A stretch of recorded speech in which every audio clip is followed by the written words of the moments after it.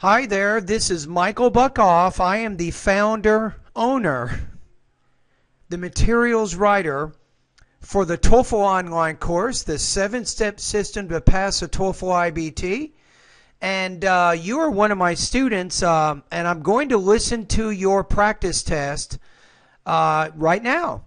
And you made a comment, actually you completed a practice test at my Voxy Pop discussion group for my online TOEFL course.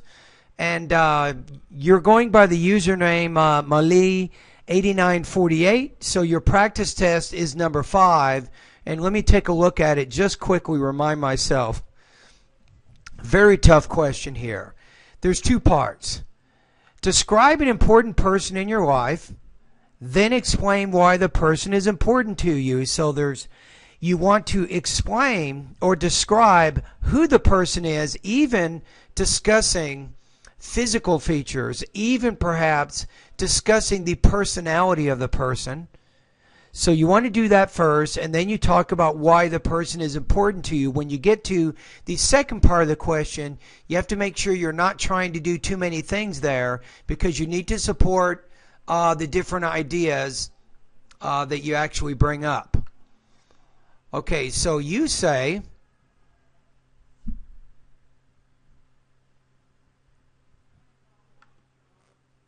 my mother is my most influential person in my life.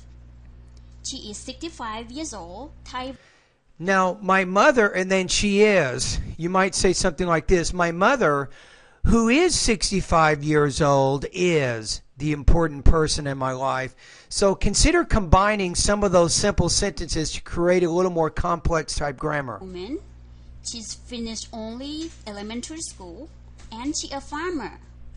But wait a minute, and she what? Let's go back again.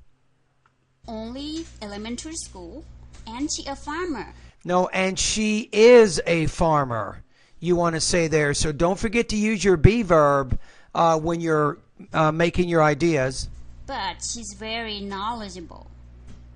I chose my mother as the most influential person for me because she's my teacher in my whole life. She taught me to know how to read and write before I started elementary school. She taught me real-life skills such as cooking, cleaning house, taking care of babies. Good. Cooking. You're using gerunds all 3 times. That was pretty good grammar. But the most important thing is she taught me how to be happy. Now, you got a lot of ideas here. My recommendation is to focus on just one of these ideas. So describe your mom first and take a longer time doing that. Spend maybe 25 seconds telling us who your mother is. And then you can say, my mother is important to me because she educated me, or because she taught me to be happy, or whatever it is you want to bring up. And then you can mention an extended example to help illustrate that idea. Okay, so you're done with that. Now let's take a look at your score here. On this one, I think if you look at the question, you in order to, I think, score in the 3 range, you have to make sure that you have pretty much answered both parts of the question. So I don't think you have. And as I pointed out, you had some language use issue problems. You probably could have responded better to the first part of the question.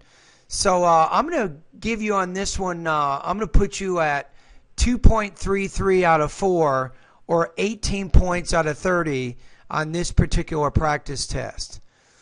Now, some of your grammar issues are going to take time. For example, I mean, you know that you want to put a verb in your sentences, but by saying she a farmer, the fact that you said that probably means that you're pretty comfortable speaking that way, and you might be making this kind of error quite frequently in your speaking, and maybe even in your writing. So spend some time reading newspapers and watch TV. Keep talking with native speakers. And you can also go to grammar lesson number 7, which will give you a lot of practice with both your grammar and also your writing, I would work at that particular lesson regularly. For example, you may go to that lesson 3 times a week for the next month or two and just focus on the grammar and the writing exercises there. Also, I think you can take a look at speaking lesson number 2. I think that would also help you in terms of framing your responses. All right, anyway, thank you very much.